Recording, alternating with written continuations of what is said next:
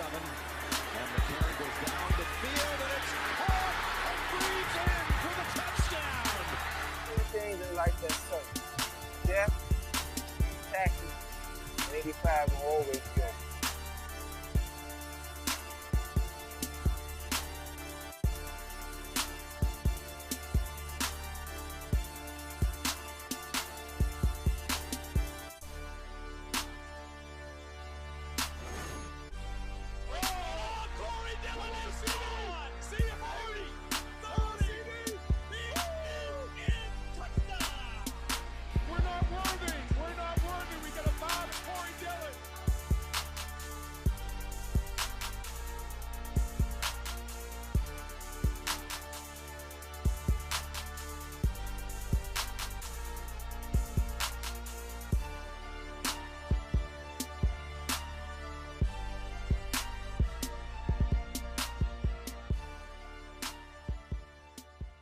Welcome to New Stripe City. I'm your host, Ace Boogie. Glad to have you guys back. Unfortunately, we had a minor delay due to some technical difficulties, but so glad to have you guys back here with us at New Stripe City. We have our first segment, which is press coverage. So as we know, Gio Bernard was extended for 3 years at the number of $15.5 million. Great value for this guy. Glad to have him back in the jungle. One of my favorite players. So I'm glad to see that he re-upped. We also brought back Sean Williams, who was extended as well before Gio. And then we also had our last rookie, William Jackson III, aka WJ3, signing here in Cincinnati for 4 years with a 5th-year option for $9.7 million. Also, Chris Crocker was spotted at camp as a DB intern coach. And unfortunately, we had the passing away today of Bryan Robinson, who passed away at 41 and was found in a motel. He was a former Bengal. Hearts and prayers go out to his family. There also were several NFL rule changes. The Shazier Gio hit, the Martavis catch, the Joey Porter rule, in which coaches, assistant coaches, cannot be on the field of play. Muhammad Ali, boxing icon, aka the greatest, passes away, and he was not only an instrumental athlete, but also an instrumental civil rights activist. So our hearts and prayers go out to Muhammad Ali as well, and the lasting impact that he had on sports in general. And also, wrapping it up with the Ravens, Perriman suffered another knee injury. I can't make this up, ladies and gentlemen. He really is that injury prone. Now starting off with our next segment, announcements. So there are a couple announcements that I want to make. So first is explaining the brief delay for the show. And what happened was I was in the middle of uploading episode 2 of Game of Stripes when I hit some kind of, I don't even know what it was. I hit a snug. I actually was going to upload it the day before, and my computer wouldn't upload. So I said, what's going on here? Is it a software issue? What's going on? So I put on my tech hat. I did a little research, and come to find out, I didn't have enough RAM to even be running my video editing software in the first place. So to solve this issue, I, of course, had to order RAM, install it myself. So now we are good to go. But I want to thank you guys for your patience and for reviewing some of my older episodes. I truly appreciate it. So with that being said, we can definitely move on to our next announcement, and that's a thank you to Gilbert Graphics. If you look at him, his Instagram and his Twitter is posted in my description. They do great work over there. I mean, look at some of my graphics. They explain them themselves. I'll soon be replacing this thing right here with some of his posters and some of his images that he made for me. But if you're looking for any kind of graphics from a business sense perspective, definitely go with Gilbert Graphics. I co-sign them wholeheartedly. And like I said, man, the work speaks for itself. Truly professional, time sensitive, and quality and attention to detail. He really put and brought my vision to life, so I truly appreciate Gilbert Graphics. After that, we have another announcement to make about SoundCloud. So you may have noticed that I tweeted out earlier a link to our SoundCloud page. We're now on SoundCloud, so you can listen to us on there. If you can't open a YouTube video or you want a more convenient way, we're definitely on SoundCloud now, and I'll also post that link as well in my description, but it's also located on our channel art as well. We'll also soon be coming to iTunes. Stay tuned for that. We're getting ready to jump out there, and we want to broaden our horizons, and from all of your positive feedback, we want to jump out there. So stay tuned for us to be on iTunes. I'm definitely excited for that. A big step for this podcast, and I can't wait to get out there. And if you haven't caught it yet, Game of Stripes episode 2 is out. So be sure to check that out. I'll also include a link in the description for that as well. But if you haven't checked it out, man, it's a pretty solid episode. Bengals versus Texans, and the Bengals actually, I'm not even gonna tell you. You gotta watch it first just to figure out what happens. We also have a Twitter poll recap. So our Twitter poll dealt with Tyler Boyd and Brandon LaFell and who would have the bigger impact. And the results were that Tyler Boyd would have the bigger impact, which I agree with. I mean, Tyler Boyd's coming in as a rookie that came out of a pro-style offense. He was a solid contributor. He was just a solid all-around guy. He's got the fresher legs. There's been reports from the mothership that Brandon LaFell has had some drops, so don't be surprised if Tyler Boyd can overtake Brandon LaFell in that spot for number 2, possibly number 3, but definitely as a producer in that role for sure. I also want to talk about a new segment that we're going to have called Boogie's Bag. Boogie's Bag is going to be similar to the mailbag process that you've seen on different sites like ESPN and other Bengals related websites as well. So stay tuned for that. And in order for you to participate, make sure that you send me questions on Twitter with the hashtag Boogie's Bag, and I'll be sure to answer your questions here live on air. Anything that I might not have touched on that you want me to touch on, I'll definitely touch on with our Boogie's Bag segment for sure.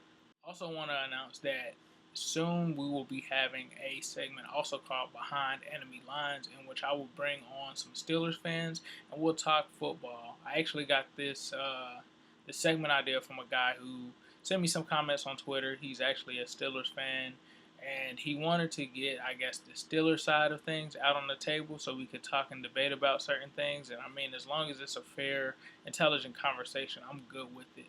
So don't hate me, guys, but I might have a Steeler on here, and we'll have some fun and we'll go back and forth on specific topics relating to Bengals Steelers. With that being said, I'd like to introduce my favorite segment, Bengals Real Talk, where we'll talk about Tyler Kroft, we'll talk about AJ Green, and we'll also talk about the importance of Gio Bernard. We'll also talk about the Bengals 2015 rookies and their impact on 2016. So kicking things off, Tyler Kroft's new role. I know I recently spoke about the loss of Tyler Eifert and how that's going to impact our team. So with losing Tyler Eifert, we're losing a huge part of our offense, right? Andy's losing a huge weapon after already losing Mohamed Sanu and Marvin Jones. So Tyler Kroft is going to have to step in and be dependable. Now I believe that he can be. When you look at when Tyler Eifert stepped out last year, Kroft was able to come in and really provide a strong set of hands and he was a dependable target while Eifert was out. So I think that we'll continue to see that from Kroft, and I think that he will, in a sense, take his game a little bit to another level with his role expanding. I think we'll also see what CJ Uzomah can do as well in that role, and we'll also probably see a more utilized Ryan Hewitt as well. So stay tuned for that. I'm excited to see what Hewitt can bring here. I'm also excited to see what Kroft can bring and Uzomah. So it's going to be interesting, but I have faith in Tyler Kroft. He's a solid guy. Now my next topic is about AJ Green. And should AJ Green be considered the best receiver in the NFL? I think he should. This is why. He's so productive. He's done it in a system that isn't really, he's done it in a system that doesn't cater directly or solely to him. And then third, his production again. I mean, this guy's produced so much. So starting it off, AJ Green, since he's came into this league, has been an elite receiver from day one. As soon as he started off, he had 1,000 yards a season. He made Andy Dalton, even though he's definitely improved, definitely looking like an elite quarterback, on the cusp of being an elite quarterback. He made Andy Dalton look so much better his rookie year than he really did. Let's just say that he hid his deficiencies, and any ball that could have been picked off, he would jump up and grab. You're talking about a guy who's putting up mouse production for 5 years and running, and he might actually break his record. Who else is doing that? This guy missed 5 games one year and still finished with 1,000 yards receiving for the season. I mean, who else is gonna be giving that much production that consistently? Okay, so you might say AB, Antonio Brown, or you might say Julio Jones. Okay, well, I say this.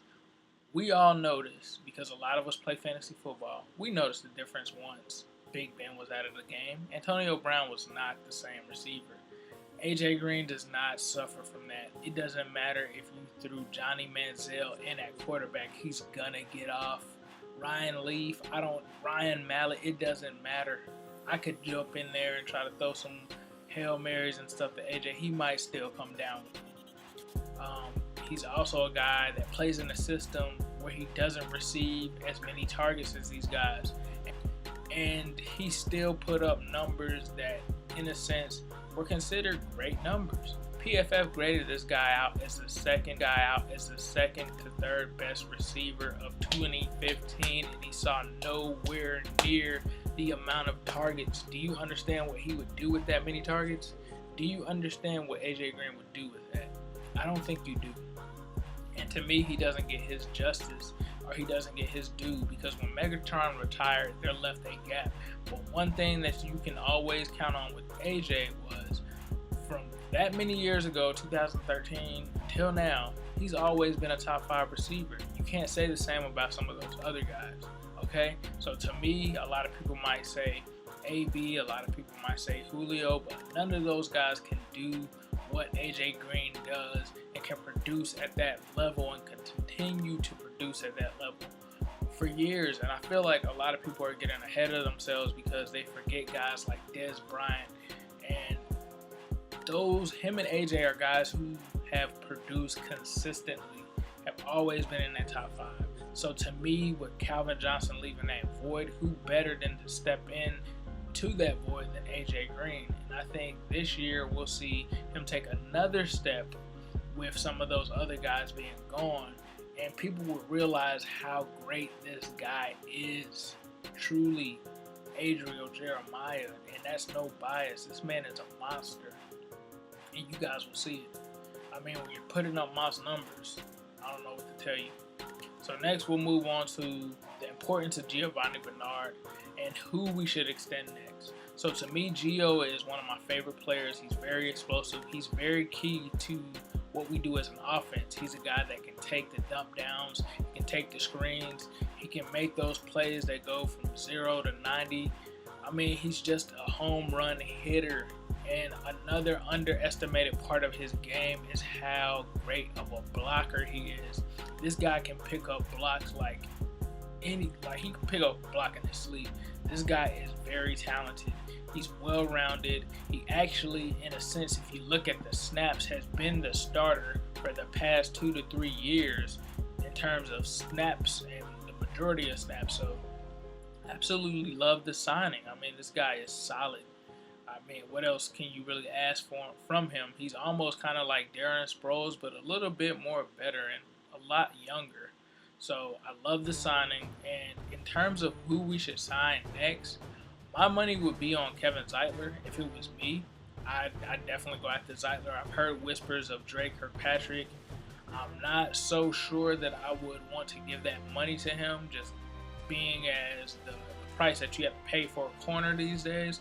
I definitely look to try to get Zeitler locked up, because if you can get Zeitler locked up, you're talking about a young stud who's going to be one of the cornerstones of this franchise, and you don't want the same situation with the Eric Steinbach. Like, we don't want that to happen. So do what we can and lock him up. It's Zeitler. It's Zeit, baby. I even remember back when we picked Zeitler, people were upset that we didn't pick, I can't remember his name, and it's funny that I can't, but he went to the Steelers, but Zeitler ended up being the better guy. And I mean, it's shown from night and day between those guys who was the better pick, and it's definitely Zeitler. So with that being said, hope it's Zeitler. If not Zeitler, here's a sleeper, Ryan Hewitt. I wouldn't mind getting Hewitt locked up either. He's been a very dependable fullback. I don't want to go back to the days of Foy, Vukapani, or any of that now. Chris Presley, I wouldn't mind, but those other random guys, Daniel Coates, Orson Charles experiment, those days are over. We don't need to see that coming through the door anymore. Looking at the 2015 draft class, who do I expect to have an impact in 2015? So I'm going to single out two guys. One guy is Mario Alford. I'm really looking to see what Mario Alford can do for us this year. He was a guy that didn't get to play much last year, but he's very explosive. He's a guy that can line up in the slot. They've also used him on the outside. He can take reverses. He can take short passes, long passes. He's just got to work on his hands and his dependability. But I think if you give this guy a chance, he can be something very special, very similar to Baby Hawk, Andrew Hawkins. I think he can just be a very talented guy. I look for guys such as Josh Shaw. What can Josh Shaw bring this year with his role primarily looks like it's going to be moved to safety, possible corner, possibly in the slot, while Bernard heals up. So that will be interesting to see as well. But a guy that I'm really, truly excited about is Paul Dawson. I don't hear guys talking about Paul Dawson enough. Dawson is definitely going to get his opportunity to shine here. When you look at some of the stuff he did in the past preseason, you kind of start to salivate over what this guy could do. If you can get this guy in there with the Dansby, with the Tez, the sky is the limit for this guy. So I'd be paying close attention to Paul Dawson. Stud. He's looking like he could be a stud, man. So I'm very excited to see what Paul Dawson, aka PJ Dawson, whatever you want to call him, I just hope the dude is a monster, just to be honest with you. So those are my guys that I look for from 2015 to have an impact in 2016. To our next section, which is our Twitter poll, which we always do a Twitter poll, right? It wouldn't be right without doing one for you guys. So with that being said, who do you think the Bengals should have signed next? So we'll have the options up on my Twitter. As usual, we'll do a poll probably for about 2 days. Make sure you vote. I'd really like to hear some feedback from you guys. Also, don't forget to throw in the Boogie's Bad questions as well. You can tweet those at me whenever. Until we get a huge flow, then we'll come up with a better system. So with that being said, I'm getting ready for the NBA Finals. Gonna see what LeBron is gonna do. Gonna see what the Warriors are gonna do. Honestly, Cleveland might be going home tonight, to be honest with you. But with that being said, Who Dey Nation, it's your boy. Don't forget to comment, subscribe, like, and stay tuned for some of these new developments.